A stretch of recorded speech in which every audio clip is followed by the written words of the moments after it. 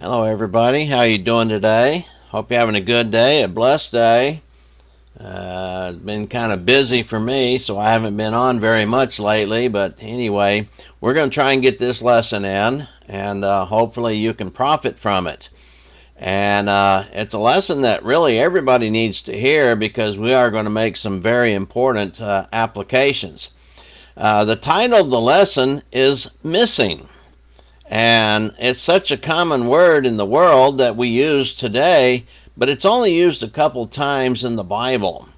And this word is very important. And so this will be a lesson that is important to all who want to go to heaven. I mean, the word is used only a few times, like I say, 1 Samuel 25:7 and 1 Kings 20 and verse 39. And there are many uses of the word in our language. And we want to look at them as used in the world and at the same time make a spiritual application for us. So a lot of things are implied when we use this word missing. To some it means it never was, and to others it means something is not where it's supposed to be. And as we will see, most of the world is indifferent when something goes missing. I mean, so whatever the object is that is missing, well, if it's missing, it's important to at least one person. And it may be important to many people, but they just do not know it. And there is value placed upon what is missing. I mean, if you're looking for it and you want it, then you need it for a purpose. So there is a type of value you place on it. And it may be valuable to only one person. And sometimes we see the signs around town about a missing dog. Sure, we understand that such dog has value to its owners, but when the sign adds the word reward, all of a sudden the dog has a greater value to others. And if the reward were not offered, most people would just ignore the sign.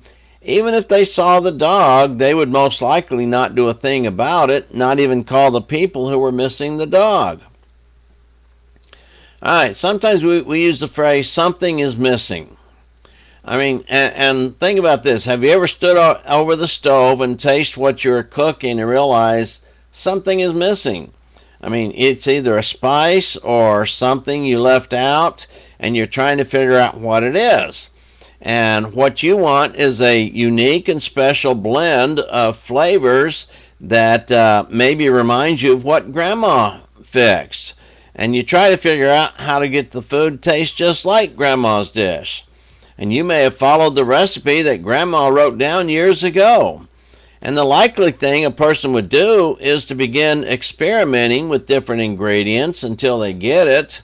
And the problem is you start throwing in too many extra ingredients, it's not gonna work out for you.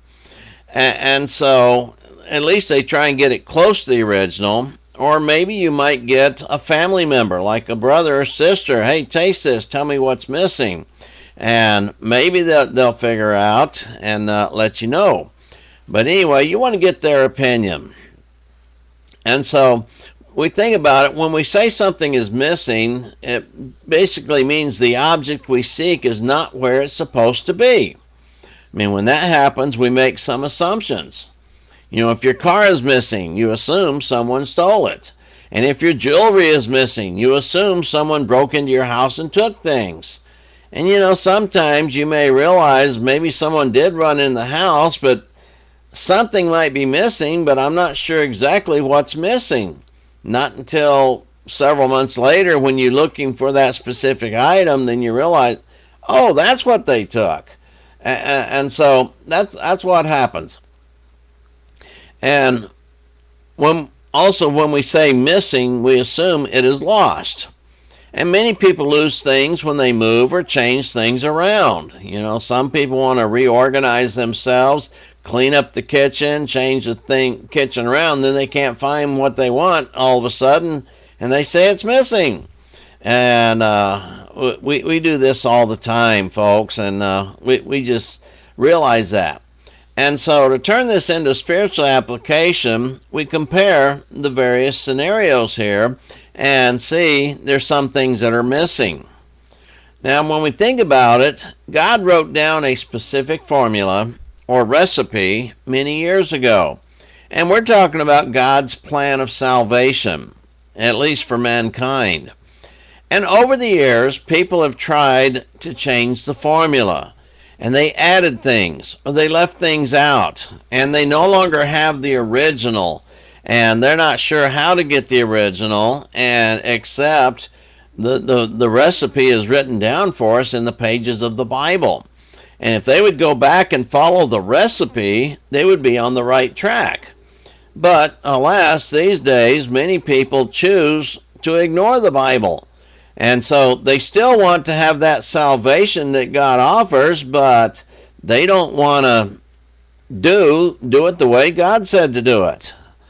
All right, so think about this. When a person goes missing, maybe a child, I mean, that's very devastating to the family members. Did you realize, according to the National Center for Missing and Exploited Children, roughly 800,000 children are reported missing each year in the United States? You know, that's roughly 2,000 per day. And, of course, the averages are about 1,885 are taken by family and friends. The other 115 are taken by strangers. And yes, some run away from home, and some go do things without letting a parent know where they're going. I mean, is this not important? Can you decide, well, I'm going to go on a camping trip with Johnny, and I'm not going to tell my parents where I'm going. You know, when they realize you're missing, they're going to get the police involved, and they're going to start wondering about that. And so when a person goes missing, someone has to figure that out. And once they do, they start to show concern for the missing, and sometimes panic sets in. And that's very true. Sadly, in a lot of homes, so what? One less problem to deal with, as they might imagine. And so there's so many people in this world that do not care about family members that if they did not show up, they would not be missed. I mean, it takes an unprepared meal or chores not done to concern others in the household. Well, wait a minute. Who was supposed to cook the dinner tonight? Well, Johnny was supposed to do it. Well, where's Johnny? I don't know. And, I mean, included with that, well, I don't know and I really don't care is how we ought to interpret that phrase. But anyway, this is so sad, but it is a reality. For millions of people in this country alone, families do not take care of each other. We don't have good, solid families and core families to keep us on track. And it's terrible here, but it's also terrible in other parts of the world as well. Now, there is one person that went missing a long time ago, and yeah, people searched all over. And that happens every now and then. You know, back in West Texas, when I was there one year, a girl went missing. And all of a sudden, many volunteers came out. They searched the fields. They looked around.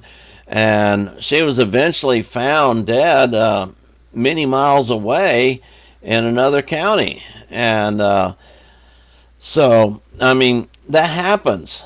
But yet when that happens, people put the signs up. You know, you go into Walmart, you see a board up there with all these pictures of missing children.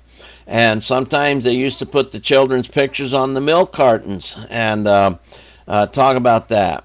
But the most famous missing person we read about in Luke 2:41 through 50. And even though the word missing is not used, it's basically the same concept, same idea. You know, every year Jesus accompanied his parents to the Passover feast. And when he was 12, yes, they went as normal. And then on the journey home, the parents realized Jesus was not in the caravan. I mean, they were gone 2 or 3 days. Well, their assumption was, well, he's riding with his cousins or he's riding with a friend or something. And then all of a sudden they started looking for him. They got concerned and he wasn't there. So they left the caravan and went back to look for him. They got to Jerusalem, and 3 days later, they found him in the temple. He was teaching and being taught by spiritual leaders. And yes, Jesus was missing from the parents' perspective, but not from his or God's perspective. I mean, so, yeah, I mean, there's another thing we have to consider. In what way was he missing? Well, the parents were concerned because he wasn't there. And so we think about that. Now, when we go through life, we also know there's other things that are missing. And we're talking about missing from this world, missing from society. I mean, what else is missing? Most people are missing a moral compass. I mean, it just goes without saying. I mean, many people today are living just like the people did in the days of Noah, where their every thought, their every consideration was evil continuously. And they're missing that moral compass. Some people really don't care about morals, and they're just going to do what they want to do. They don't care who they hurt as long as they have their selfish ways satisfied. And so another thing missing from our world is the fact that our young people are not taught to respect authority, not taught to respect their elders or the leaders, and the rule of law. I mean, what is missing so often in the conversation is common sense. I mean, we see that too. And yes, we could say God is missing from our society, even though he sees everything that's going on. Most of our society is just ready to wipe God off of existence, and they really think those who do believe in God ought to be wiped out of existence either. And so God is missing from our society, and until God is restored, we're going to be missing civility and fairness. Our society is missing discipline all the way around. And of course, the truth is missing just about everywhere. For many people, the truth does not fit the narrative they want to promote. So they just dismiss the truth and go with the lies. And that happens a lot in politics. They keep telling lies. They know they're lies. Everybody knows they're telling lies, but you know what? If it accomplishes what they want, then that's okay as far as they're concerned. And so in our world, a love for the truth is missing in many people's hearts. They don't want that. Their selfishness takes over. Their desires, the lust of the flesh, lust of the eye, pride of life, they take over. And so we see that as what's happened. And justice is missing for many people. Fairness is missing just about everywhere. You know, we see this often. Some get away with breaking the law while others are prosecuted for the same things. And we just say, well, that's not right. That's not fair. But it does happen, and it's not right. And so that's why we need prosecutors and lawyers that will basically charge those for the crime and not because of what color skin they have or something like that. All right, so there's that. So there's so many more things that are missing from our society and our world. And there is a solution that would work. Obeying the commands of God would remedy many of our ills in society. Getting people on board is the hard part. And yes, most people reject God and his word. And of course, the result for them will be damnation in an eternal fire.